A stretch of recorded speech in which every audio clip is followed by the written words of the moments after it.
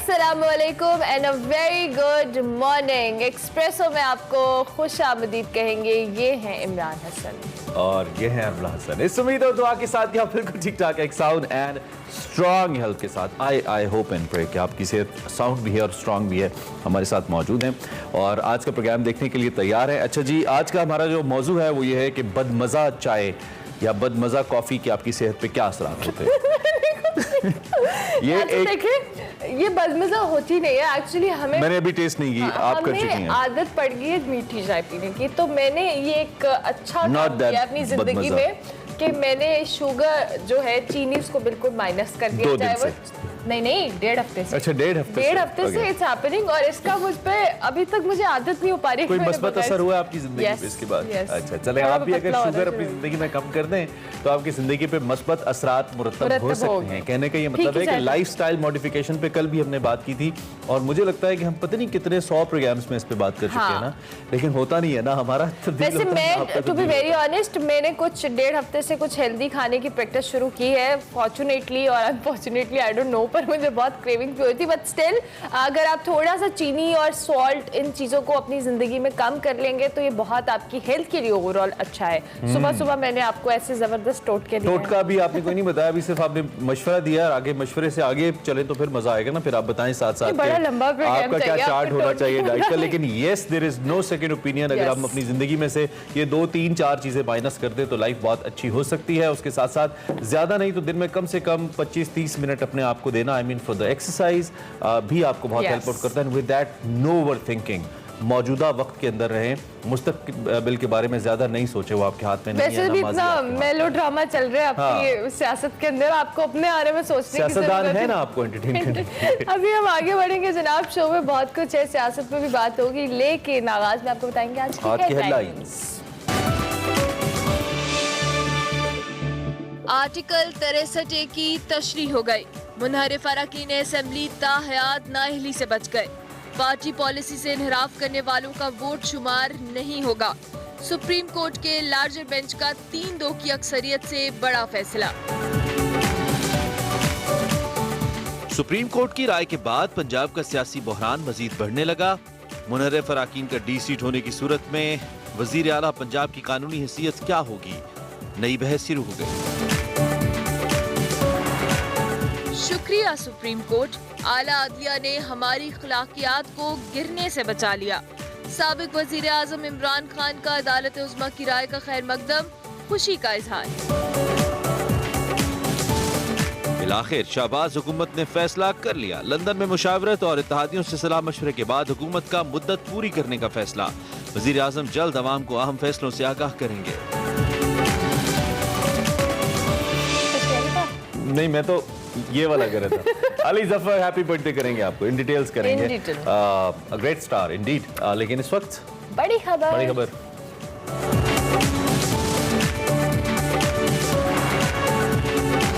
कल एक बड़ा फैसला आया। ये बड़ा इसलिए भी था सुप्रीम कोर्ट की तरफ से कि इससे पीटीआई ने माना। ये इसलिए भी बड़ा फैसला था, क्योंकि उनके हक में था। खैर जनाब, आर्टिकल 63A की तशरीह के बारे में आपको मालूम है कि सदर मुमलिकत ने एक रेफरेंस भेजा था सुप्रीम कोर्ट में। अहम राय सुप्रीम कोर्ट की सामने आई है और इसके बाद जो मुनहरिफ अरकान हैं उनकी ताहयात नाअहली नहीं होगी। ताहयात नाअहली से तो वो बच गए, लेकिन वज़ीर आला पंजाब हमजा शहबाज के इंतखाबात और मुस्तकबिल पर बड़े सीरियस किस्म के सवालात इस फैसले के बाद खड़े हो गए हैं। चीफ जस्टिस उमर अता बंदयाल साहब की सरबराही में 5 रुकनी लार्जर बेंच ने 3-2 की अक्सरियत से, आपको मालूम है, ये फैसला सुनाया। हम आपको आगाह करते रहे और वाज़ेह किया इस फैसले के अंदर कि पार्टी पॉलिसी से इनहराफ सियासी जमातों के कैंसर के मुतरादिफ है। इनहराफ सियासी जमातों को गैर मुस्तहकम बनाता है और पार्लिमानी जमहूरियत को डीरेल कर सकता है। इसलिए जो भी मुनहरिफ रुकन है उसका पार्टी पॉलिसी के खिलाफ दिएगा वोट इस अमल में शुमार नहीं होगा। सुप्रीम कोर्ट ने ताहयात नाअहली के सवाल पर राय नहीं दी और मुस्तकबिल में इनहराफ को रोकने का सवाल सदर को वापस भिजवा दिया और कहा है कि मुनहरिफ रुकन की नाअहली की मियाद का तयन पार्लियामेंट करेगी। उधर इलेक्शन कमीशन ने पीटीआई के 25 मुनहरिफ अरकान पंजाब असेंबली के हवाले से नाअहली से मुतल्लिक रेफरेंसेस पर फैसला महफूज कर ली है। अगर इलेक्शन कमीशन मुनहरिफ अरकान की डी सीट करता है तो सुप्रीम कोर्ट की फैसले की रोशनी में पंजाब में जो जारी बहरान है वो मजीद शिद्दत इख्तियार भी कर जाएगा। तहरीक इंसाफ ने सुप्रीम कोर्ट के फैसले का खैर मकदम करते हुए इसे अपनी जीत करार दिया और इस हवाले से इमरान खान साहब ने कोहाट जलसे में कुछ इस तरह से इजहार किया। कोर्ट का जो फैसला हुआ है लोटों के खिलाफ, हम सुप्रीम कोर्ट आपका शुक्रिया अदा करते हैं। ये जो सारे डाकू ऊपर बैठे हैं जिन्होंने हमारी इखलाकियात को पूरा खत्म करने की कोशिश की है, सुप्रीम कोर्ट ने आज पाकिस्तान की इखलाकियात को गिरने से बचाया। जो लोग अपनी वोट बेचते हैं, आइन से, जमहूरियत से गद्दारी करते हैं, शुक्र है कि आज सुप्रीम कोर्ट ने उनकी वोट को रद्द कर दिया। अब हमजा शरीफ, तुमने भी बड़ी देर की अचकन सलवाई हुई थी, अब जरा उस अचकन को आराम से जो आपने पहनी है उस अचकन को भी रखो। और अब मुझे पूरा पता है कि इंशाल्लाह पंजाब में मुर्गी की कीमतें भी नीचे आ जाएंगी। जो अब पंजाब की सूरत हाल है इस पर तमाम नजरें इलेक्शन कमीशन पर है। मुस्लिम लीग नून के रहनुमा ताड़न ने इस हवाले से क्या कहा वो भी सुनते हैं। ऑनरेबल सुप्रीम कोर्ट का एक फैसला आया है और वो एडवाइजरी ओपिनियन है। एडवाइजरी ओपिनियन वो होता है कि जब गवर्नमेंट की तरफ से रेफरेंस मूव किया जाए तो उस एडवाइजरी ओपिनियन के तहत किसी ना किसी फोरम के पास जाना पड़ेगा। हमजा शहबाज शरीफ साहब के केस में इलेक्शन कमीशन अपना फैसला कल सुनाने जा रहा है 4 बजे। जो भी पंजाब गवर्नमेंट के हवाले से फैसला आएगा वो इलेक्शन कमीशन ने अब देना है और वो उसकी हियरिंग समाअत हो चुकी, समाअत होने के बाद फैसला महफूज हो चुका, वो कल 4 बजे आएगा। एडवाइजरी ओपिनियन एक अलग मामला है और उसके बाद इलेक्शन कमीशन में जो हमारा केस गया उसका अलग मामला। एक जानिब सियासी महाजराई है, दूसरी जानिब माशी बदहाली है। सारी सूरत हाल पे हम आज चूँकि लीगली या कानूनी जो अमल है वो ज़्यादा अहम है तो इसी पे हमने बात करने के लिए एक बड़े पर्टिनेंट गेस्ट हैं हमारे साथ, उनसे हम बात करते हैं। बैरिस्टर शहजाद इलाही साहब ने हमें ज्वाइन किया है, माहिर कानून है, उनसे पूछते हैं कि वो अब इस सूरत हाल को किस जानिब जाता देखते हैं। Barrister Shahzad, thank you very much and good morning. आपने हमें ज्वाइन किया। सूरत हाल सारी आपके सामने है और ये बहरान तो पिछले कई अरसे से चल रहा है। कल जो फैसला आया, बिलखुसूस चूँकि इस वक्त सब नजरें पंजाब हुकूमत के ऊपर हैं, तो मैं बीइंग अ लॉ एक्सपर्ट आपसे ओपिनियन लूंगा पंजाब के हवाले से। आप क्या देख रहे हैं, क्या होगा? जी अस्सलाम वालेकुम। आई थिंक एक तो जो अभी बात आपने शायद आपके किसी क्लिप चलाया, ये गौर करने वाली बात है कि ये सिर्फ एडवाइजरी जुरिस्डिक्शन में फैसला नहीं आया।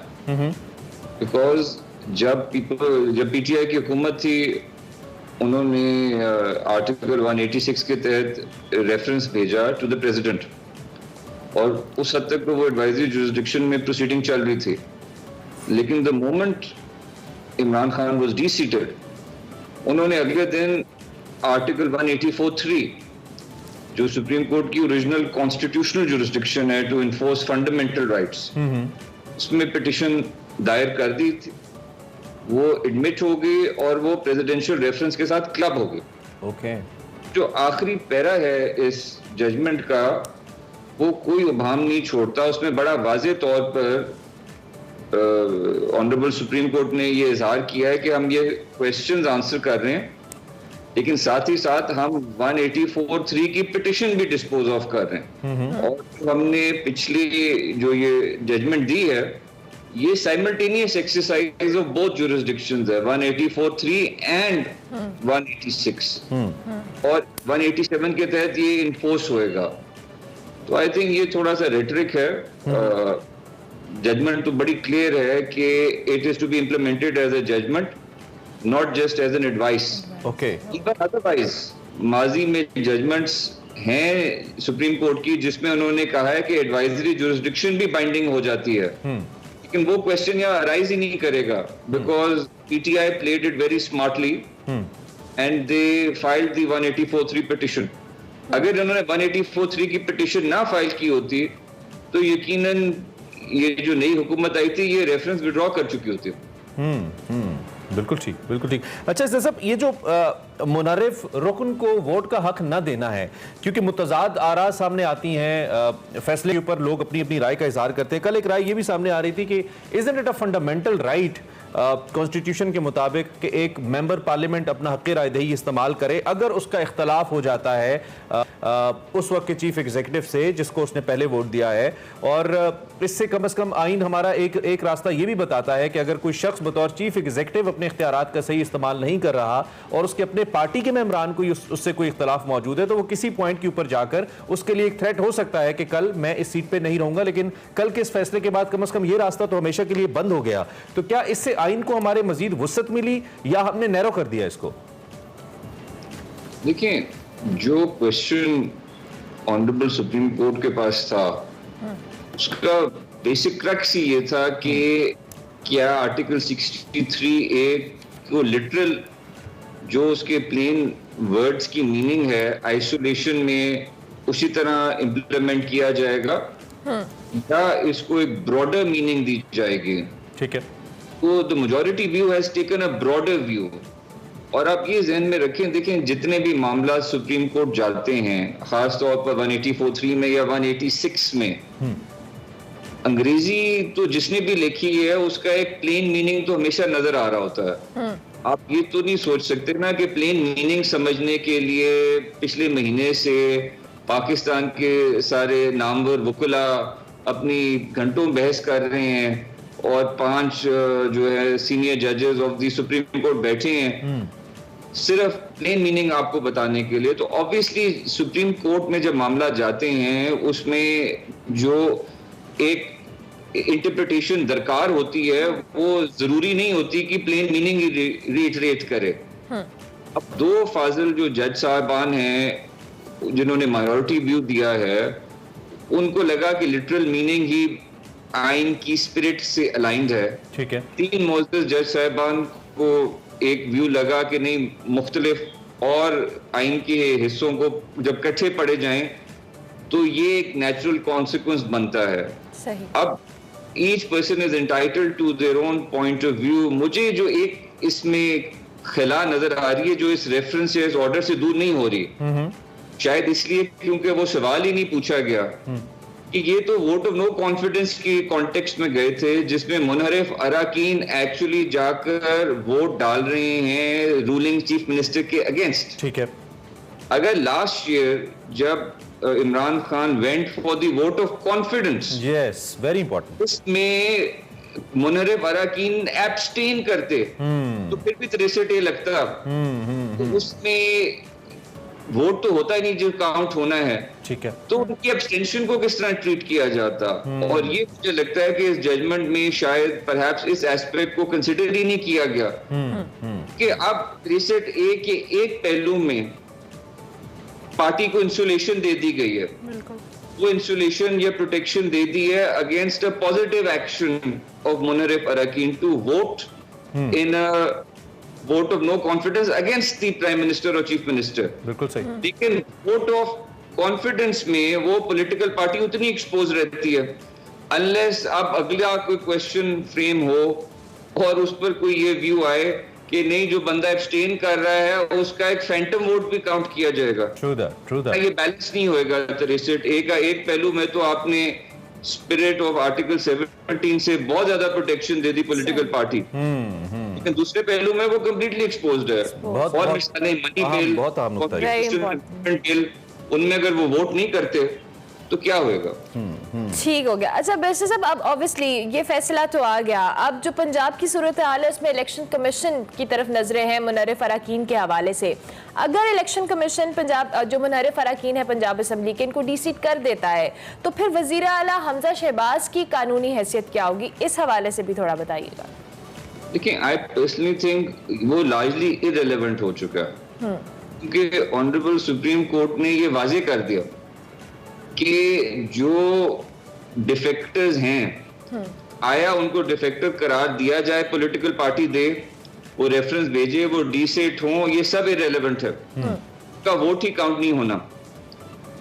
तो अगर वोट ही काउंट नहीं होना तो इस वक्त तो हमजा शहबाज का इलेक्शन एज चीफ मिनिस्टर ही सस्पेक्ट होता है। आज अगर वही वोटिंग रीटेबुलेट होती है और मुनहरिफ अराकीन के वोट डिस्काउंट हो जाते हैं, he has not won that election and since all these matters have been sub judice to some extent or the other, I think Munarif Arakin की de-seating कल जो नया इलेक्शन फिर कॉल होएगा फॉर चीफ मिनिस्टर उसमें relevant हो सकता है।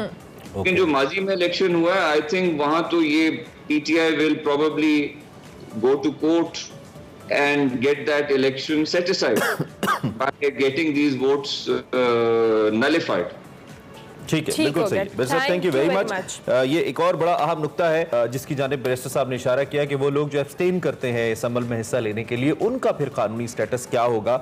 और कल ये भी तो हो सकता है, जिस तरह कहते हैं कि लोग वोट खरीद लेते हैं तो किसी को रोका भी तो जा सकता है वोट देने से, तो फिर उस सूरत में इसका क्या स्टेटस होगा। बैरिस्टर शहजाद ने बड़ा इंपॉर्टेंट नुक्ता उठाया एंड वी होप कि विद द टाइम इसको भी क्लियर हो जाएगा ये विद द टाइम। अहम मामला इस पे हम बात करें। अभी हम एक ब्रेक लेंगे, ब्रेक के बाद हाजिर होंगे। आप देखते रहिए espresso.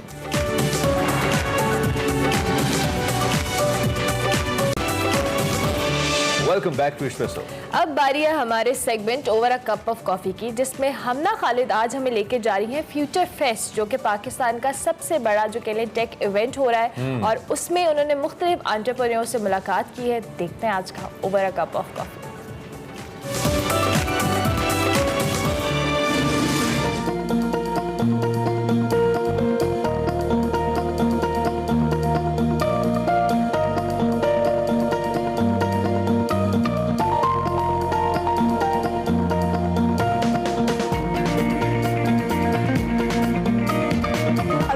Over a cup of coffee में मैं हूँ आपकी होस्ट हमना खालिद और आज मैं आप लोगों को लेके आई हूँ फ्यूचर फेस्ट, जो कि पाकिस्तान का सबसे बड़ा पहला इवेंट है, जहाँ पे सिर्फ आप लोगों को ना तो फूड स्टॉल मिलेंगे, लेकिन उसके अलावा जितने भी स्टार्टअप प्लान्स हैं, इन्वेस्टर्स हैं, एंटरप्रेन्योर्स हैं, यानी बिजनेसमैन हैं, वो सारे अपने सेटअप लेके स्टॉल्स लेके यहाँ पर आए हैं। तो मैंने भी आज सोचा कि मैं भी आऊँ और आप लोगों को भी थोड़ा सा इंजॉय कराऊँ और थोड़ा सा बताऊँ कि किस तरह से स्टार्टअप प्लान्स चल रहे हैं। तो आइए मेरे साथ चले, इंजॉय करते हैं। आइए।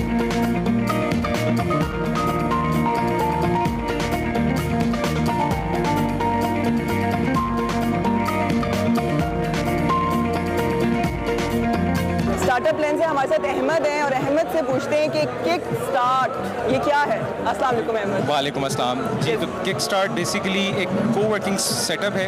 हम एक स्टार्टअप है जो 2016 में हमने स्टार्ट किया और हमारा मेन पर्पस था ऑफिसेस को, कंपनीज को, फ्रीलांसर्स को, एंटरप्रेन्योर्स को ऑफिस स्पेस प्रोवाइड करना है। एक रेडीमेड फर्निश्ड ऑफिस स्पेस हो जहाँ पर उनको तमाम ऑफिस की अशिया मुहैया की गई हुई हो और उनको एक कैपिटल एक्सपेंडिचर, हम एक चीज़ कहते हैं कि इनिशियल इन्वेस्टमेंट ना करनी पड़े। एक स्टूडेंट भी आके उस चीज़ के अंदर बैठ सकता है और एक मंथली छोटी अमाउंट के साथ उसको यूटिलाइज कर सकता है। बेसिकली ये किक स्टार्ट का एक कॉन्सेप्ट है। बिल्कुल। अगर मैं आपसे पूछूं कि जितने भी आपने कहा इनिशियल फ्रीलांस आ सकते हैं, तो जितने भी न्यू अपकमिंग्स हैं स्टार्टअप प्लान्स के लिए, तो फ्यूचर फेस्ट उनके लिए कितना अच्छा ये फर्स्ट टाइम इवेंट साबित हुआ है? इस तरह के प्लेटफॉर्म मिलने चाहिए। नहीं, definitely kick start future fest जो है वो एक अमेजिंग प्लेटफॉर्म है। ये हमने खुद एक फ़र्स्ट टाइम इस तरह का इवेंट अटेंड किया है, फेस्टिवल, जो कि इतनी ज़्यादा टेक्नोलॉजी गिग्स को और मेजर प्लेयर्स को एक अंडर वन अम्ब्रेला लाया है। एंड हमें भी कोलैबोरेशन के और कम्युनिकेट करने के लोगों से एक बहुत ज़बरदस्त प्लेटफॉर्म मिला है, जिसमें ना सिर्फ हम इसमें हमारे लिए एडवांटेजेस नहीं है, it's for the players as well, people who looking for spaces जो कि अपना बिजनेस ग्रो करना चाह रहे हैं, specially in the tech industry. उनके लिए ये कोवर्किंग स्पेसेस का मॉडल हमारा via platform of Future Fest, it has been a very amazing journey. बिल्कुल ऐसे ही है। Thank you so much Ahmed and wish you all the very best. Thank you. अच्छा, अब हम चलते हैं और कोई से जो है स्टॉल्स ढूंढते हैं और मज़े मज़े के खाने भी देखते हैं और इसके अलावा देखते हैं और कौन कौन से सेमिनार्स यहाँ पे हो रहे हैं। अभी मैं एक ऑरेंज लॉफ्ट कोई था उसको भी देख रही थी। आइए चलते हैं मेरे साथ।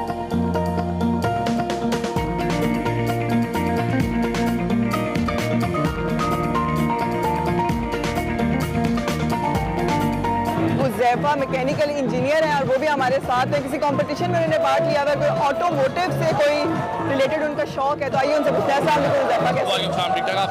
अच्छा, थैंक यू सो मच ज़ैफ़ा। पहले ये बताओ कि ये क्या है, ये आपने क्या डिज़ाइन किया? अच्छा, ये बेसिकली हम लोगों की कार है। हम लोगों का कंपटीशन हो रहा है USA एरिज़ोना के अंदर बाहासाई के नाम से, और ये इसका प्रोटोटाइप है और उस कार की चैसी है, चैसी का प्रोटोटाइप है और ये फाइनलाइज हम लोगों की कार है। और ये मतलब कि इसका हैंडल वगैरह है ना, इसकी बेसिकली जो 50 to 60% जो मैन्युफैक्चरिंग है वो कंप्लीट हो चुकी है, रिमेनिंग इन प्रोसेस है। Hopefully at the end of the जुलाई वो कंप्लीट हो जाएगी और सितंबर के अंदर हम लोग अपनी कार फाइनलाइज करके हम लोग इसे यूएसए शिप वगैरह कर देंगे। इसके जो कुछ क्राइटेरिया उन्होंने फिक्स किया हुआ था इंजन का, वो हमने बाहर से प्रिक्योर किया है। इंजन की जो मेन स्पेक्स ये हैं कि वो 10 हॉर्स पावर का इंजन होना चाहिए और 303 सीसी का होना चाहिए और remaining most of the components हमने खुद जो है ना वो फैब्रिकेट किए इन अवर लैब्स। उसके अंदर काफ़ी सारी चीज़ें सीएनसी से हुई हैं, कुछ चीज़ें जो सी हमने खुद ही जो मैन्युअली की हैं ना, और कुछ चीज़ें इस तरह की जो हम लोग अगर उसको मैन्युफैक्चरिंग करने जाते हैं तो काफ़ी ज़्यादा कॉम्प्लिकेटेड हो जाती है। ठीक है, फिर वो हमने प्रिक्योर किए हैं बाहर से, उसके अंदर हमने अमेंडमेंट किए हैं अकॉर्डिंग टू आवर नीड्स। तो जो इंटरनेशनल लेवल पे आपका कंपटीशन हो रहा है, तो आपको क्या लगता है कि फ्यूचर फेस्ट ने आपको ये प्लेटफॉर्म किस तरह दिया और ये कितना आपके लिए सपोर्टिव है?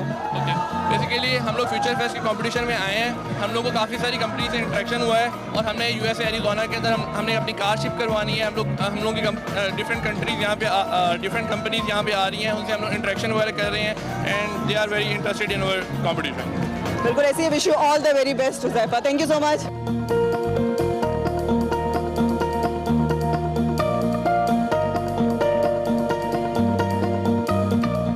नया स्टार्टअप प्लान है और उसी नई स्टार्टअप प्लान कंपनी में मैं मौजूद हूँ और मेरे साथ इकरा और मरियम है। तो सबसे पहले मैं इनसे पूछती हूँ कि नाम मैंने देखा बड़ा अच्छा है, GA टेक्नोलॉजीज, तो ये क्या है? Yeah, so GA Technology is an agri-tech startup.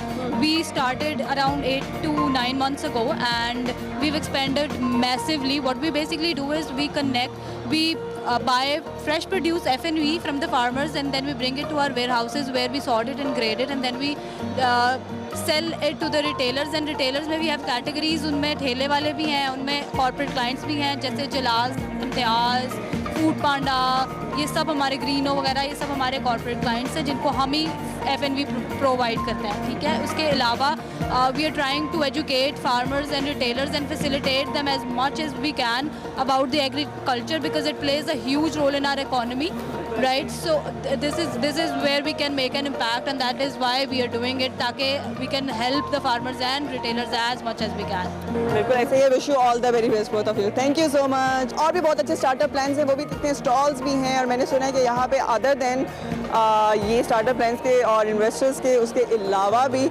Food stalls भी हैं और कोई आर्टिस्ट भी आने वाले हैं। तो लेट्स सी, देखते हैं और इन्जॉय करते हैं।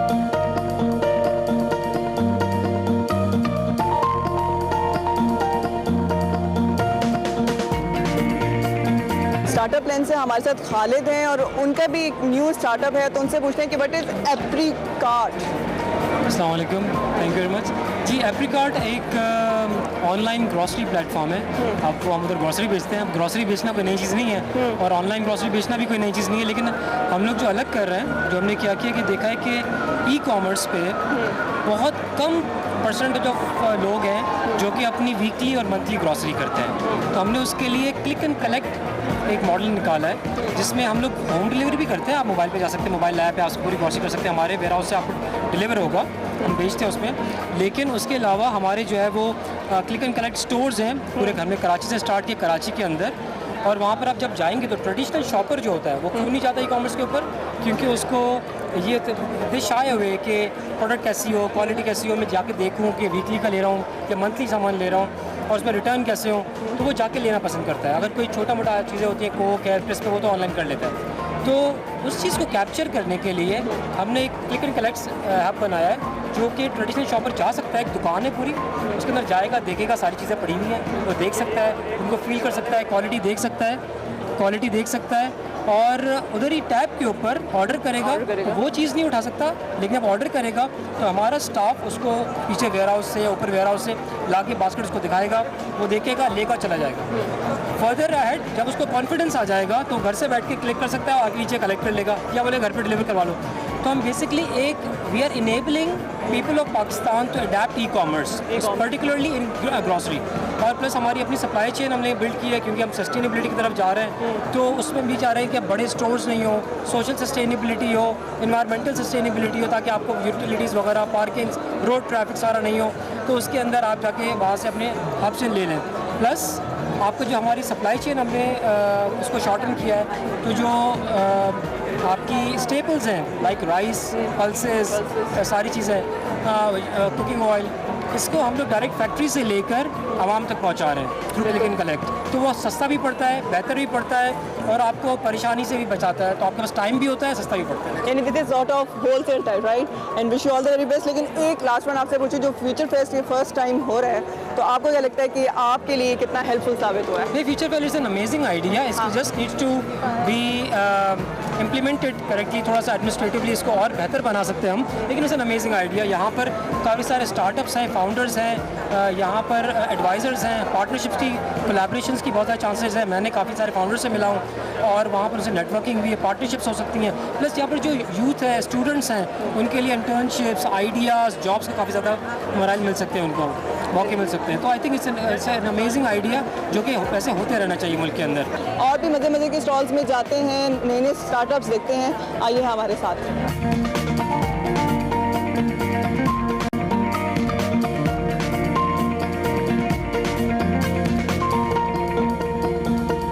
एक और स्टार्टअप प्लान है तबीयत.pk। जब मैंने देखा तो मुझे आइडिया हो गया कि दिस इज समथिंग जो कि हेल्थ से रिलेटेड है। लेकिन हमारे साथ अब्बास है, अब्बास से डिटेल में पूछते हैं कि तबीयत.pk क्या है। अस्सलाम वालेकुम अब्बास। हाउ आर यू, कैसे हैं आप? बिल्कुल ठीक ठाक, आप सुनाएं। ठीक है जी। तबीयत.pk बेसिकली एक प्लेटफॉर्म है, एक ऑनलाइन फार्मेसी है जिसमें आप प्रोडक्ट्स आप परचेज कर सकते हैं, medicine, health care products and health wellness products. We provide up to 14% discount with free delivery across Pakistan. इसके अलावा तबीयत.pk जो है वो एक विजन के साथ मौजूद है। We started off back in 2020 और फ़िलहाल हम जो है वो ग्रो कर रहे हैं एक्सपोनेंशियली थ्रू आउट पाकिस्तान। पूरे पाकिस्तान में आपको डिलीवरी मिलेगी। आप हमारी तरफ अगर ऑर्डर प्लेस करते हैं, डिफरेंट टाइम पीरियड होता है, उसके दरमियान आपको जो है वो डिलीवरी दे दी जाएगी। बहरहाल अगर आप कराची, लाहौर, इस्लामाबाद में करेंगे तो 4 घंटे के अंदर आपको जो है डिलीवरी दी जाएगी। बिल्कुल ऐसे ही। अगर मैं आपसे पूछूं कि फर्स्ट टाइम इतना बड़ा इवेंट हो रहा है फ्यूचर फेस्ट, जिसमें ना कि आर्टिस्ट बल्कि जितने भी इन्वेस्टर्स हैं, स्टार्टअप प्लान्स हैं, एंटरप्रेन्योर्स हैं, सबको जो है ना चांस मिला, तो ये आपके लिए कितना हेल्पफुल साबित हो रहा है? देखिए जी, ये फ्यूचर फेस्ट जो प्लेटफॉर्म है ये बहुत ही फ़ायदेमंद है, क्योंकि आप इधर आकर बता सकते हैं आवाम को पाकिस्तान की कि अगर आप कोई कारोबार कर रहे हैं, कोई चेंज लाना चाहते हैं आवाम के लिए, तो वो ख़बर जो आप नहीं पहुंचा पा रहे हैं वो आप आवाम तक ऐसे प्लेटफॉर्म से पहुंचा सकते हैं। तो हमारे लिए बहुत ही खुश आइंदा है। प्रमोशंस यहाँ पे चल रही हैं, लोग आ रहे हैं, तबीयत.pk के बारे में पूछ रहे हैं हमसे, हम बता रहे हैं, उनको आगाही दे रहे हैं। एंड द बेस्ट पार्ट है कि ये जो इवेंट ऑर्गेनाइज़ किया गया है ये बहुत अच्छे तरीके से किया गया है और इससे जो जनरल पब्लिक है, जो आम आवाम है, उसको बहुत फ़ायदा है।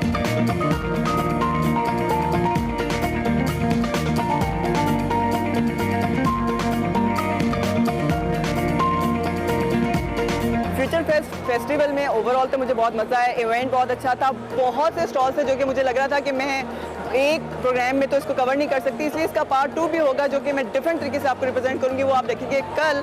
लेकिन अभी के लिए अल्लाह हाफिज़। और ये था आज का over a cup of coffee.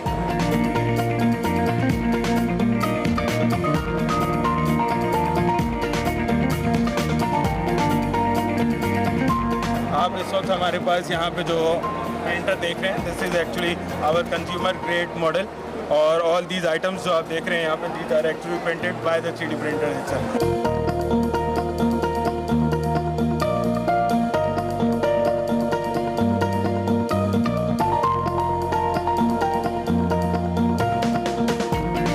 Original basically ये है कि जहाँ पे भी आप ट्रेवल कर रहे हैं, कहीं पे भी आप जा रहे हैं, आपको कहीं पे सोना है, कहीं पे रहना है, तो आपको हमारे पास ही रहना है।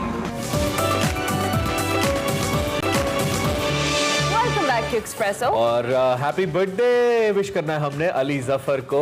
We like to say many many happy returns of the day to the superstar Ali Zafar, जिन्होंने आज अपनी जिंदगी की 42 बहारें देख ली हैं। यस, वैसे एज बतानी नहीं चाहिए, थोड़ा सा एक्टर्स माइंड करते हैं इस बात को, लेकिन still since he doesn't look like 42 48 कह रहा हूं, 42 सॉरी अली भाई, तो कहने में कोई हर्ज नहीं है। खैर 18 मई 1980 को लाहौर में पैदा हुए अली जफर अंदरून और बैरून मुल्क अपनी जो फनी सलाहियतें हैं उसका जौहर दिखा चुके हैं। वी ऑल नो कि पाकिस्तान में, भारत में बतौर एक्टर, बतौर singer he is been great और अभी तक इनका सफर जारी है। Very charming, very good looking और as a person he is very good. तो आज उनकी बर्थडे है, सो वी थॉट कि उनको बर्थडे विश किया जाए। और अभी हम एक ब्रेक लेंगे, ब्रेक के बाद हाजिर होंगे। आप देखते रहिए Expresso. Welcome back to Expresso. अब कुछ एजुकेशन के ऊपर बात करते हैं। सबसे अहम शोबा है और सबसे समहाउ निगलेक्टेड भी है इम्तहान। ये तालीम की हम अगर बात करते हैं तो इम्तहान तालीम का एक ऐसा जुज़्व है जिसके बारे में या जिसके ज़रिए हम अगर कहें तो निसाब की बुनियाद पर तलबा के सीखने के अमल का पता चलता है। इस बात का अंदाज़ा लगाया जा सकता है कि तलबा ने कितना सीखा, कितना लर्न किया और इस बारे में इनकी मजमूई तौर पर जानकारी क्या है। इसके लिए हफ्तावार, माहाना, हम सब जानते हैं, हम सब इस अमल से गुजरे हैं, सालाना, सहमाही, शिशमाही इम्तहान होते रहते हैं। पाकिस्तान में सानवी और आला सानवी सतह के जो तकरीबन 40 लाख तलबा सालाना हाई स्टेक इम्तहानात में शिरकत करते हैं। एक अंदाज़ा है। इंटरमीडिएट और सेकेंडरी एजुकेशन के 30 बोर्ड्स में से जो इन इम्तहानात जिनकी हम जिक्र कर रहे हैं, इनके इनेकाद के अंदर वो हिस्सा लेते हैं, इनका इनेकाद कराते हैं।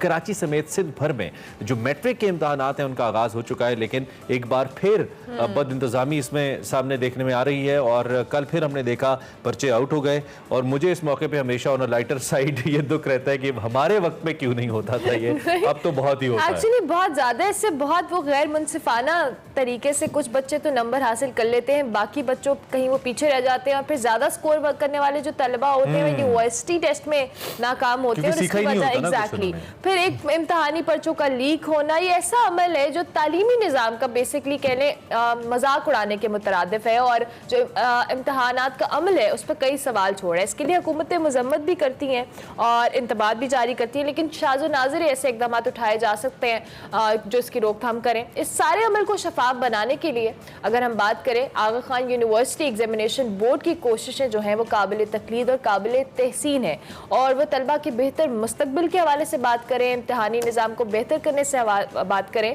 तो बहुत बेहतर अंदाज में इसको लेकर चल रहे हैं। इसी हवाले से आज हम बात करेंगे कि किस तरह से इस प्रोसेस को जो हर साल किसी न किसी बद इंतजामी की सूरत में हमारे सामने आता है, सिंध में खास तौर पे सिंध में, तो किस तरह से इसको कंट्रोल किया जा सकता है। हमारे साथ डॉक्टर शहजाद जीवा मौजूद है, डायरेक्टर आगा खान यूनिवर्सिटी एग्जामिनेशन बोर्ड। उनको हम खुशामदीद कहेंगे। बहुत शुक्रिया डॉक्टर साहब।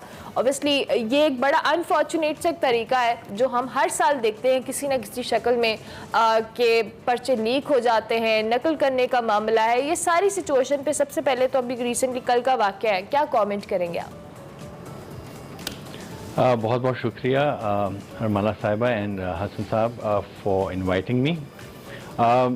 जी हाँ, जिस तरह आपने कहा कि पूरे मुल्क भर में इम्तहानात होते हैं, सानवी, आला सानवी, तो इसमें जो नकल और चीटिंग का जो है एक बहुत कॉमन फीचर आप सुनते आ रहे साल ब साल।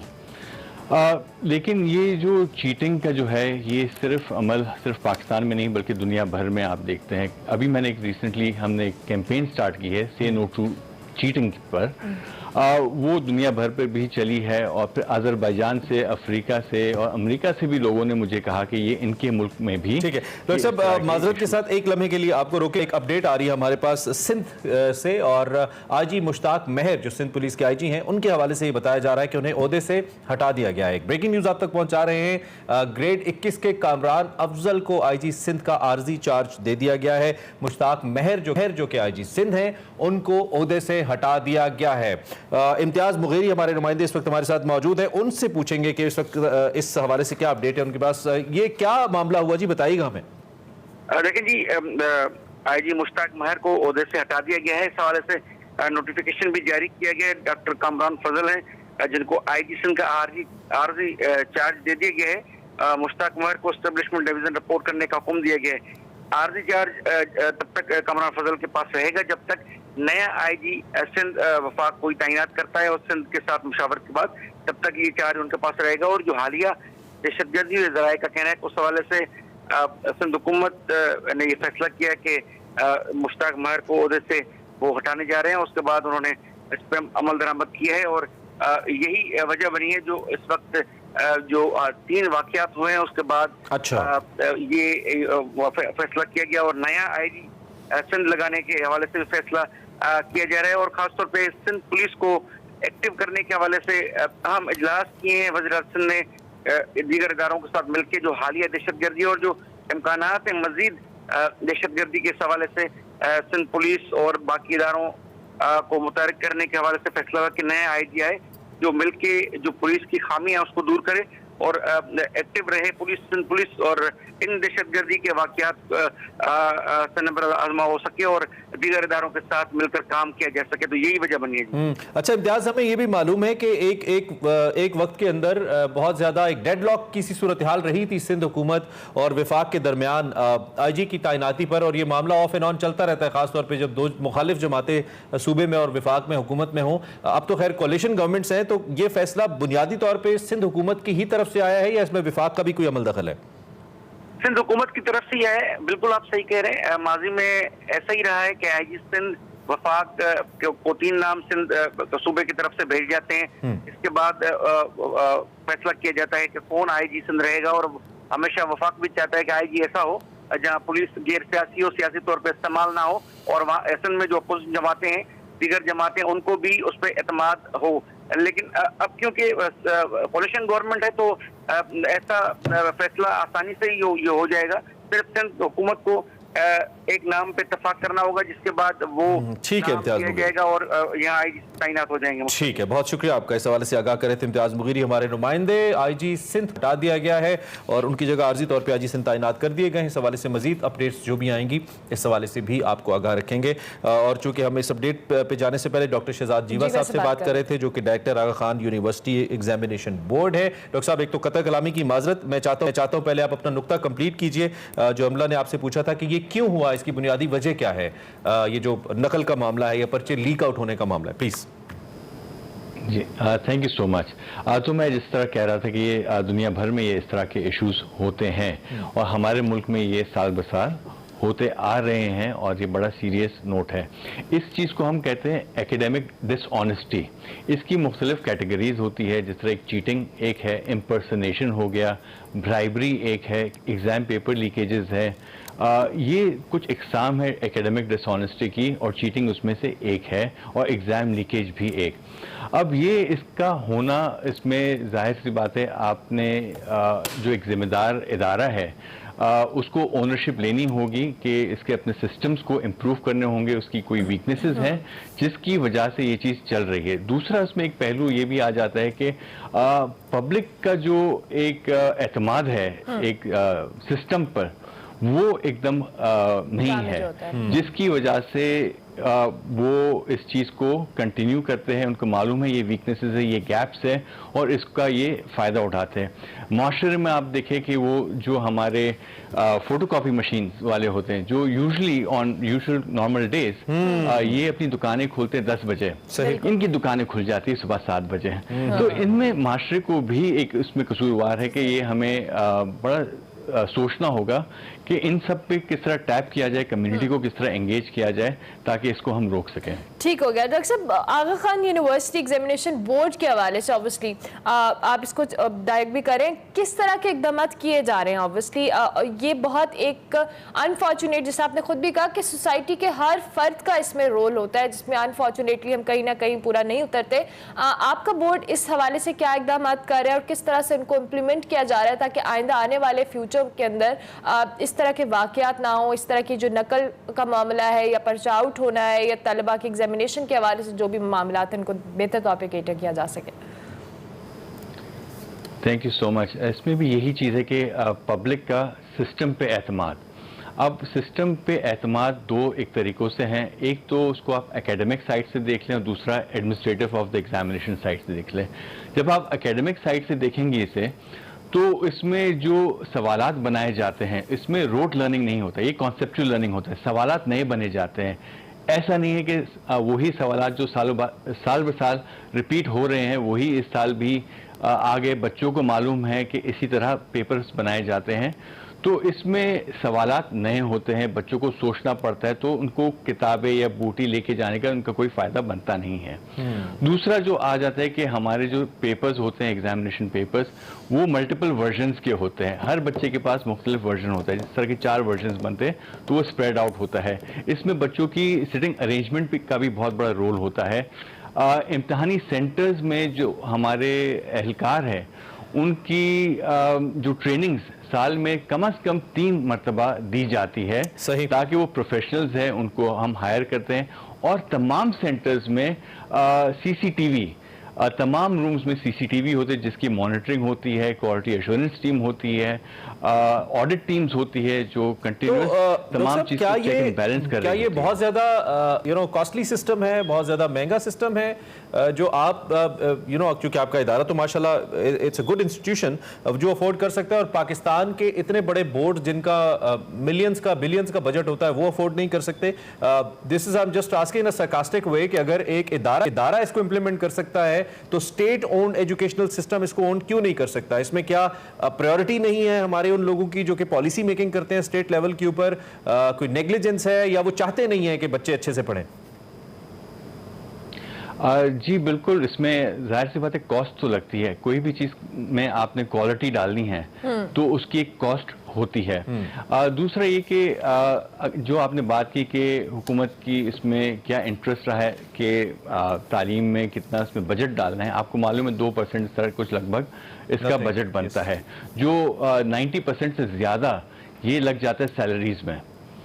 तो फिर आप क्वालिटी पे कहाँ फोकस कर सकते हैं, ट्रेनिंग्स पे कहाँ फोकस कर सकते हैं? Then we are always dependent on donor agencies के वो हमें आके हमारी इमदाद करे, हमें पैसे दे और वो हमें ट्रेनिंग कराए। बल्कि जबकि हमारे मुल्क में बहुत टैलेंट है और हम कर सकते हैं, बट आई थिंक प्रायोरिटीज़ लाने के लिए बजट बढ़ाने होंगे तालीम के, और इसमें कम्युनिटी को भी एंगेज करना होगा हमें, ताकि देखिए ना, आप इम्तिहानी हॉल के बाहर इवन कुछ वालिदैन भी लगे होते हैं जो किताबें या कुछ इस तरह के अनफेयर या अनफेयर मीन्स के जो मटेरियल्स होते हैं वो पहुंचाने की कोशिश कर रहे होते हैं। तो वो तमाम चीज़ें भी हमें रोकनी है जब तक हमारे पास इतने कॉलेजेस या इतने यूनिवर्सिटीज़ नहीं होंगे, क्योंकि इस वक्त हमारे पास बहुत लिमिटेड कॉलेजेस और यूनिवर्सिटीज़ है, जिसका मतलब ये बनता है कि कंपटीशन बहुत बढ़ जाता है, तो जगह नहीं मिलती। तो एक और बच्चों के पास इंसेंटिव आ जाता है कि अगर हमें जगह नहीं मिलेगी तो क्या होगा, तो हम ये कोई गलत काम कर लेते ताकि हमें हमारे नंबर्स अच्छे आ जाएं। अब जब नंबर्स तो अच्छे आ जाते हैं, लेकिन आपको मालूम है फिर एंट्रेंस टेस्ट होता है, क्योंकि जो क्वालिफिकेशंस है हमारे इंटर और मैट्रिक की हमारे मुल्क में, इसकी क्रेडिबिलिटी ख़त्म हो चुकी है, जिसकी वजह से यूनिवर्सिटीज़ ने एंट्रेंस टेस्ट स्टार्ट कर लिया। बिल्कुल सही। अब उस एंट्रेंस टेस्ट में वो बच्चे जो चीटिंग कर रहे होते या रोट लर्निंग से पढ़ते हैं वो फिर कामयाब नहीं होते, फिर वो वहाँ पर। अच्छा डॉक्टर साहब, टाइम चूंकि कम है, आपकी मौजूदगी से फ़ायदा उठाते हुए हम ये टॉपिक ऑब्वियसली पहली बार तो डिस्कस नहीं कर रहे हैं, ये होता रहता है, पंजाब में भी होता है, सिंध में भी होता है, बलोचिस्तान में भी, दीगर जगहों पर भी होता रहता है। कोई जज़ा और सज़ा का सिस्टम मौजूद नहीं है, कोई तायुन नहीं किया जाता कि ये इतनी बड़ी क्रिमिनल नेग्लिजेंस है कि पर्चा लीक हो गया, एक नस्ल के मुस्तकबिल का मामला है और इसको ऐसे लिया जाता है जैसे कुछ हुआ ही नहीं। इसमें तो मेरे ख्याल में वज़ीर तालीम को खुद सेल्फ पिनलाइज किया जाना चाहिए, उसको इस्तीफा देना चाहिए, उसको कटहरे में लाना चाहिए, अदालत को अज खुद नोटिस लेना चाहिए इसका, ये इतना बड़ा मामला है कि बच्चों के मुस्तकबिल का इशू है, लेकिन कुछ नहीं किया जाता। तो आपके ख्याल में ये जो जज़ा और सज़ा का मामला है, ये ऐसे केसेस के अंदर कितना इंपॉर्टेंट है कि लोगों को जो जिम्मेदारान है उनका तायुन किया जाए, उनको सजा दी जाए? बिल्कुल ठीक, जिस तरह मैंने पहले भी कहा कि रिस्पॉन्सिबिलिटी तो इदारे को लेनी पड़ेगी। होता यह है कि जब भी कोई इस तरह के मसले मसाइल आते हैं तो इल्ज़ाम किसी और पे दे दिया जाता है। जब आप इल्ज़ाम दूसरे पे लगा देंगे कि भाई किसी उस स्कूल के हेडमास्टर ने या प्रिंसिपल ने ये किया था या वहाँ के इन्विजिलेटर्स ने किया था या एग्ज़ाम पेपर लीक होता है तो आप किसी और पे इल्ज़ाम लगा देते। आई थिंक ये जब तक जिम्मेदारी नहीं लेंगे, देखिए सज़ा तो एक अलग बात है, लेकिन एटलीस्ट हमें अपने सिस्टम को, जब तक हम रिस्पॉन्सिबिलिटी नहीं लेंगे तो हम अपने सिस्टम पे रिफ्लेक्ट नहीं कर पाएंगे कि कहाँ कहाँ गैप्स थे। अगर आप दूसरे पे इल्ज़ाम लगा देंगे तो फिर आप गैप्स को आइडेंटिफाई नहीं कर सकेंगे। आपने बिल्कुल ठीक कहा कि एक क्रिमिनल है डेफिनेटली, क्योंकि देखिए ये एक बच्चे की तरबियत, एक 9वीं जमात में एक बच्चा जो इम्तिहान दे रहा है वो 14 साल का होता है जी। या तो वो चीटिंग में इन्वॉल्व होता है या वो एक्सपोज होता है उस चीटिंग एनवायरनमेंट में। तो किस तरह की तरबियत दी जा रही है इन बच्चों को, और आगे जाके यही हमारा मुस्तकबिल है, यही हमारे बच्चे हैं जो हमारे मुल्क के असासे हैं, कि ये बच्चे हमारे मुल्क को चलाएंगे। ये बड़ा सीरियस इशू है जिसको वही कि जिसकी हमने हर एंगल से ट्रेनिंग ही हमने चीटिंग के ऊपर की है, तो क्या वो सिर्फ तालीम में ही चीटिंग करेगा? वो क्या जिंदगी के बाकी किसी शोबे में चीटिंग नहीं करेगा? तो आंसर इज नो, वो करेगा। थैंक यू वेरी मच आपके प्रेशियस टाइम के लिए, आप तशरीफ लाए और आपने मौजू पे हमें वक्त दिया। इंशाल्लाह कोशिश करेंगे किसी और नशिस्त में भी ज़रूर हम इसको कंटिन्यू करें, क्योंकि सवालात अभी बहुत हैं लेकिन वक्त की कमी है। डॉक्टर शहजाद हमारे साथ मौजूद थे जो कि एजुकेशनल सिस्टम के ऊपर, बिलखुसूस जो आगा खान का एग्जामिनेशन सिस्टम है उसकी स्मार्टनेस के हवाले से भी हमें बता रहे हैं। विद दैट जो हमारा कन्वेंशनल निज़ाम तालीम है उसको हम कैसे बेहतर कर सकते हैं, इस पर भी हम बातचीत कर रहे थे। ब्रेक लेंगे, ब्रेक के बाद हाजिर होंगे। Welcome back to Expresso. अब हम आपको खिलाने जा रहे हैं पुलाव, मज़ेदार बीफ पुलाव। मुझे तो अभी से सोच के कुछ हो रहा है। देसी फूड में फरियाल राना आज कहेंगे, आप हंसे नहीं ना, आपने भी खाना है वो। चलिए जनाब पुलाव खिलाएंगे फरियाल राना देसी फूड में।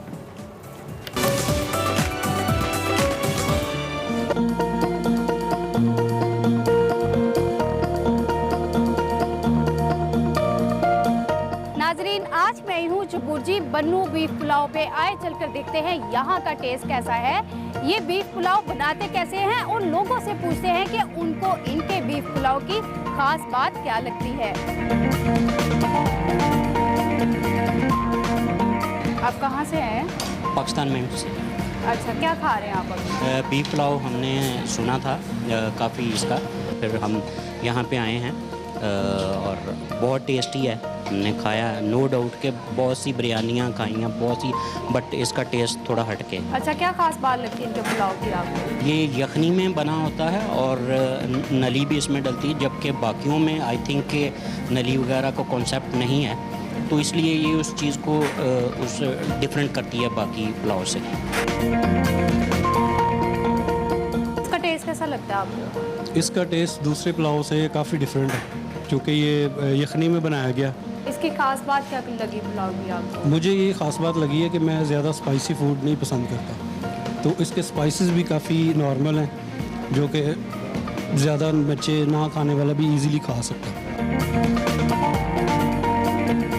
नाजरीन, हम बन्नू पुलाव के पकवान सेंटर में मौजूद हैं, जहां पर हमारे साथ जाकिर अली यहाँ के चीफ शेफ मौजूद है। आप मुझे बताएं कि डेली के कितने पतीले आप पका लेते हैं? डेली के 14-15 पतीले पक जाते हैं, जो 14 तो 15-20 भी पक जाते हैं।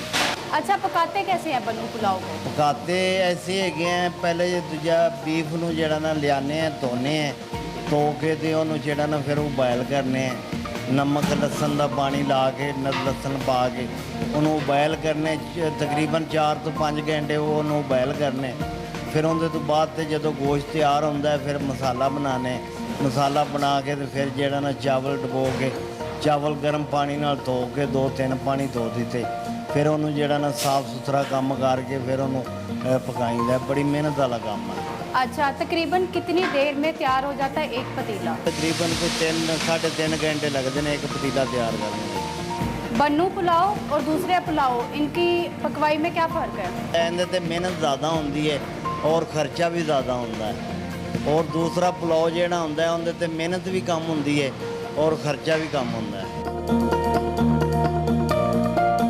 हमारे साथ मौजूद हैं यहाँ के ऑनर सैयद गाजी जैदी साहब। आप मुझे बताएं, आप कब से ये काम कर रहे हैं? पिछले 3 साल से हम यानी कि इस चेन को रन कर रहे हैं। ये काम करने का ख्याल कैसे आया आपको? ये काम हमने पहले स्टार्ट किया था कैटरिंग का, वो ऑलरेडी हमारा चल रहा था कैटरिंग का काम, फिर हमने इसको वहाँ से मूव करके और रेस्टोरेंट लाइन में आए। आपका कैटरिंग का काम है पहले, तो उसमें बहुत सारी डिशेस बनाई जाती हैं, लेकिन आपने सिर्फ बन्नू बीफ पुलाव ही क्यों बनाने का सोचा? बेसिकली ये हमने पहले इसको टेस्ट किया डेरा गाजी खान जाके और बन्नू जाकर, हमें काफ़ी टेस्टी लगा।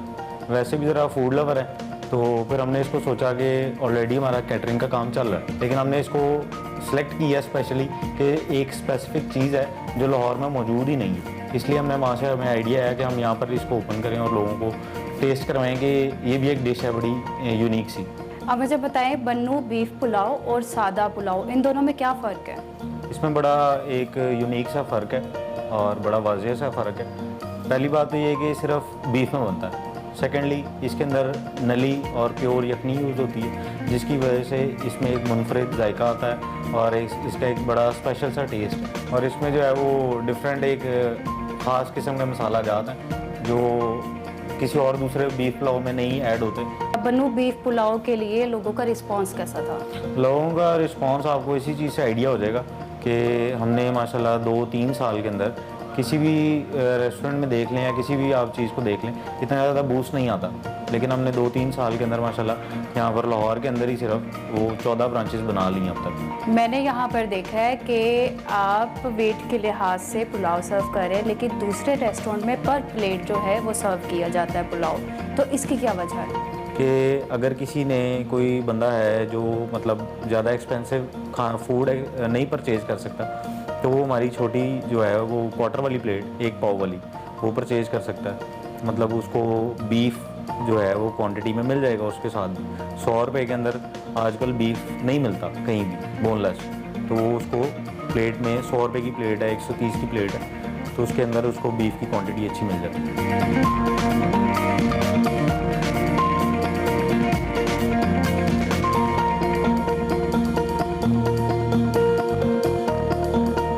नाजरीन, ये वाकई बहुत ज़्यादा जूसी और लजीज है, आप लोग भी एक बार ज़रूर ट्राई करें। मिलते हैं अगले नए देसी खाने के साथ। अल्लाह हाफिज़। Welcome back to Expresso. बात करते हैं आपको कुछ माइंड मैटर्स के अंदर। आए रोज़ ये जो ऑयल की प्राइसेस बढ़ती जा रही हैं और रुक नहीं रही हैं कहीं पे, इसका क्या सोल्यूशन है? इब्ने फाजिल मुख्तलिफ सोल्यूशंस के साथ आते हैं। सो आज देखते हैं माइंड मैटर्स के अंदर उनके पास इसका क्या सोल्यूशन है। अस्सलाम वालेकुम नाज़रीन, मैं हूं वकार अहमद और आप देख रहे हैं माइंड मैटर्स। मेरे साथ इस वक्त है इब्ने फाजिल साहब, और इब्ने फाजिल साहब जब भी जिस भी सेगमेंट में आते हैं मेरी कोशिश होती है कि अपना जो इंट्रो है इसको मुख्तसर से मुख्तसर रखूं, ताकि हम इनसे ज़्यादा जो है फ़ायदा उठा सकें इनकी गुफ्तगू से। कुकिंग ऑयल के वाले से हम बात करना चाह रहे हैं। बहुत शुक्रिया इब्ने फाजिल साहब। कुकिंग ऑयल महंगा भी है और महंगाई का तो खैर ओवरऑल हर चीज़ पर महंगाई का असर आता है, बट कुकिंग ऑयल पे जो जिस तरीके से प्राइसेस बहुत ज़्यादा बढ़ी हैं और ये एग्जैक्टली घरेलू जो किचन है उसको मुतासिर कर रहा है। हर घर का ये प्रॉब्लम है। हल सर जी, पहले तो मसला समझ, कोई जादुई साल बताते हैं। जादुई हल ये पहले मसला समझ लें कि बढ़ क्यों रही है प्राइसेस। 3-4 किस्म के कुकिंग ऑयल जो हैं जिनको ब्लेंड किया जाता है, प्राइसेस कोई 50% के करीब बढ़ चुकी हैं और इतनी ही और बढ़ने का इम्कान है अभी। यानी अभी हम कोई 500 की रेंज में है, तो ये अंदाज़ा है कि ये 750-800 पर लीटर तक चला जाएगा। उसकी बुनियादी वजह यह है कि जो ऑयल प्रोड्यूसिंग कंट्रीज़ हैं मेजर, जहाँ से पूरी दुनिया को ये ऑयल मिलता है, वो 3 मुख्तलिफ मसाइल का शिकार है। अभी आपने सुना कि इंडोनेशिया जो है वो सबसे बड़ा एक्सपोर्टर है पाम ऑयल का, तो वहाँ की सरकार ने उसकी एक्सपोर्ट पे पाबंदी लगा दी, वहाँ से हमें पाम ऑयल मिलना बंद हो गया। यूक्रेन जो है वो सनफ्लावर का दुनिया का सबसे बड़ा एक्सपोर्टर, यानी ऑलमोस्ट 2/3 सनफ्लावर दुनिया को यूक्रेन देता था, वो जंग का शिकार हो। और तीसरा जो है हमारे अमेरिकी ममालिक, जिनमें अमेरिका, अर्जेंटीना, ब्राज़ील वगैरह, ये सोयाबीन ऑयल देते थे। अच्छा, वो जो खिता है, बल्कि सारी दुनिया आपके इल्म में है कि खुश्क साली की जाती है, यानी कि अमेरिका का वो एरिया जो है वो तारीख की 1934 के बाद सबसे बड़ी खुश्क साली इस वक्त, तो उसकी वजह से जाहिर है इंडिया ने भी पाबंदी लगाई हुई है गालबन। इंडिया प्रोड्यूस करता है अपने लिए, लेकिन वो इंपोर्ट करता है, अभी वो एक्सपोर्ट अच्छा एक्सपोर्ट नहीं। अभी वो मतलब लेकिन कुछ फूड्स आइटम पे उसने पाबंदी लगाई है कि वो बाहर नहीं जा सकता। सबसे बड़ा इंपोर्टर है ना दुनिया में, एडिबल ऑयल का सबसे बड़ा इंपोर्टर है, और हम भी बहुत बड़े इंपोर्टर, यानी हम भी कुछ 400 अरब रुपए से ज्यादा का हर साल ऑयल इंपोर्ट करते हैं। यानी हमारी जो इकोनॉमी है या ट्रेड डेफिसिट जिसको कहते हैं, उसका मेजर पोर्शन जो है वो इसकी वजह से है। सेकंड लार्जेस्ट जो हमारी इंपोर्ट है एडिबल ऑयल की। अब क्या करें? एक तो सबसे पहली बात यह है कि इसका इस्तेमाल मुनासिब तरीके से करें, सबसे अहम चीज़। वो तरिये जो हैं वो इतना ऑयल खाते हैं, यानी पर कैपिटा अगर आप देखें तो सारी दुनिया से हम कई गुना, वो जो तरियाँ जो है काफ़ी ऊपर फैली होती है, और वो हमारे तो मुहावरों में भी ऑयल है ना जी, वो घी बनाए साधना, और बड़ी बहू का नाम भी घी क्यों बनाए, यानी टेस्ट चीजें और चीजें डेवलप करती हैं, हमने उसको किया पांचों घी में और कढ़ाई में सारा। हाँ जी, देखें ना जी, हमारे सारे मुहावरे भी घी से रिलेटेड, तो ये हमारी लाइफ में बहुत ज्यादा। अच्छा, इसकी वजह से मसाइल भी हैं जाहिर है, बहुत से हमारे सेहत के वाले जो खास तौर पे जो कार्डियोवैस्कुलर डिजीज और ब्लड और ये वो सारे। तो सबसे पहले तो ये है कि इसको हम अपनी आदत बनाएं कि इसको हम कम करें। हमें मतलब अच्छी बातें सीख लेनी चाहिए ना, क्या हरज है? ये एक खराब चीज है, अगर हम उसका चलन सालों से है या सदियों से है तो उसको लर्न करता है बंदा, उसको सीखता है, अडॉप्ट करता है। तो सबसे पहला तो ये। उसके बाद फिर ये लोकल अल्टरनेट अभी देखें जो ऑयल प्रोड्यूसिंग हमारी फसल होती है ना, उसके साथ गन्ना आता है, तो वो मोस्टली लोग जो है गन्ना काश्त कर लेते हैं और ऑयल को छोड़ देते हैं। गन्ना हम चीनी भी बहुत खाते हैं, तो मेरे ख्याल में एक तो ये कि उसको थोड़ा सा कम करें, चीनी खाने की हैबिट कम करें और गन्ने की जगह हम ऑयल प्रोड्यूस करें ताकि हमारा इम्पोर्ट कम हो।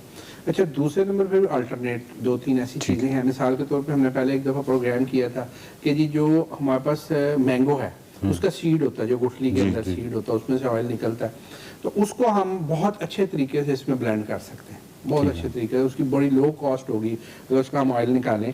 बल्कि अभी मज़े की बात बताऊं कि इस वक्त पाकिस्तान के अंदर 2-3 लोग जो हैं वो इसकी इंडस्ट्री बाकायदा इस सीज़न में लगाने पे, लेकिन वो बात किसकी, इस दफ़ा मैंगो की भी फसल बहुत कम है, लेकिन बहरहाल वो एक नया ऑयल जो है हमारे पास अल्टरनेट के तौर पे आएगा।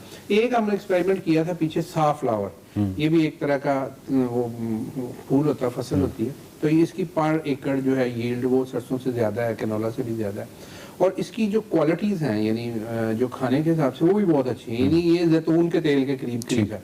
तो ये हम लोगों कहेंगे जी उसके ऊपर गौर करें, और जो काश्त करने वाले लोग हैं साफ्लावर काश्त करें, इसकी यील्ड भी ज़्यादा है, और इसको जितना हो सके हम अपना ऑयल खुद मतलब प्रोड्यूस करें, ताकि एक तो रेवेन्यू बाहर जाने से बचे और दूसरा उसको हम फिर अपनी जो हमारी कॉस्ट है वो कंट्रोल में हो।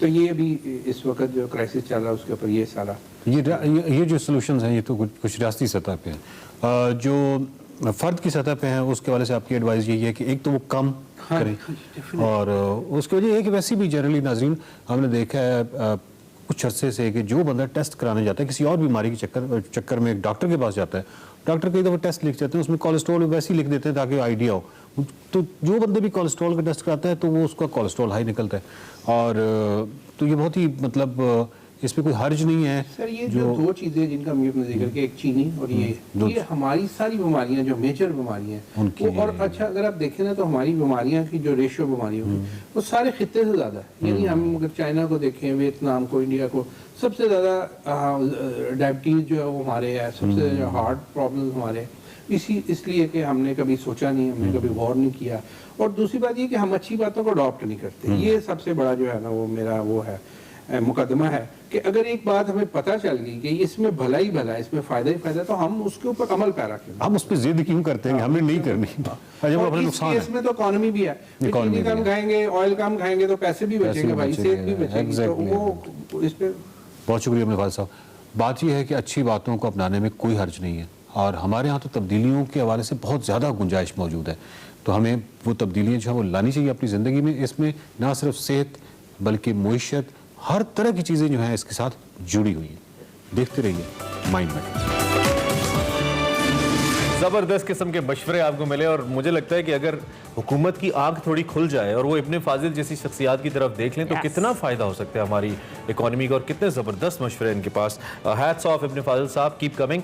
अच्छा जी, आगे हम बढ़ते हैं, और इससे पहले कि प्रोग्राम ख़त्म करें, आज 18 मई को इंटरनेशनल म्यूज़ियम डे दुनिया भर के अंदर मनाया जाता है। इसका बुनियादी तौर पर जो मकसद है, जो म्यूज़ियम काउंसिल उसकी तरफ से इसको मनाया जाता है, और इसका मकसद ये है कि जो म्यूज़ियम्स की इंपॉर्टेंस है उसको, और ख़ास तौर पर जो म्यूज़ियम्स इग्नोर हो जाते हैं या उनको प्रिजर्व प्रॉपर्ली नहीं किया जा रहा, और पाकिस्तान में ये मसला बाय द वे बहुत ज़्यादा है, उसको हाईलाइट किया जाए और इनकी जो हिफाजत है उसको यकीनी बनाया जाए। इसमें एक सोशल रिस्पॉन्सिबिलिटी का भी एलिमेंट आ जाता है कि लोगों के अंदर इसमें अवेयरनेस पैदा की जाए, एंड देन द गवर्नमेंट्स जो कि गवर्न कर रही हैं उनकी भी तवज्जो इस जानिब दिलाई जाए कि म्यूजियम्स को हमारी कितनी जरूरत है, और म्यूजियम की हमें कितनी जरूरत है। ओवरऑल पूरी दुनिया में म्यूजियम को लेकर बहुत ज़्यादा काम किया जाता है, लोग अपने एसेट्स को, अपने हेरिटेज को बहुत बेहतर अंदाज में प्रिजर्व करते हैं, और यही वजह है कि दुनिया भर में म्यूजियम्स की इंपॉर्टेंस बहुत ज़्यादा है। अनफॉर्चुनेटली पाकिस्तान में नहीं है, लेकिन स्टिल इस दिन को मनाने का मकसद भी है कि इनकी इंपॉर्टेंस। और लोग बच्चों को फैमिली पार्क्स में तो लेके जाते हैं घूमने घुमाने की जगह पे, मेरा आपको मशवरा है कि आप अपने बच्चों को म्यूजियम्स के अंदर लेके जाएं, थोड़ा हिस्टोरिकल पर्सपेक्टिव से उनको बताएं और उनको पता चले। और मैं कहता हूं कि इतनी अच्छी एंटरटेनमेंट है ये, अगर आप वहां पे जाएं, जैसे टेक्सला म्यूजियम है, हर शहर के अंदर बड़े म्यूजियम्स हैं, कराची के अंदर है, लाहौर के अंदर है, तो ये लाजमी इंटरेस्ट होना चाहिए। खैर, on this international museum day we wish and pray कि हमारे म्यूजियम्स को बचाया जाए और इनमें मजीद इजाफा किया जाए। इसके साथ हम प्रोग्राम के शो का वक्त खत्म हो गया, आपसे हमारी मुलाकात होगी अब कल। फीडबैक हमारे सोशल मीडिया हैंडल्स पे लाजमी दीजिएगा। कल तक के लिए हमारी तरफ से अल्लाह हाफ़िज़।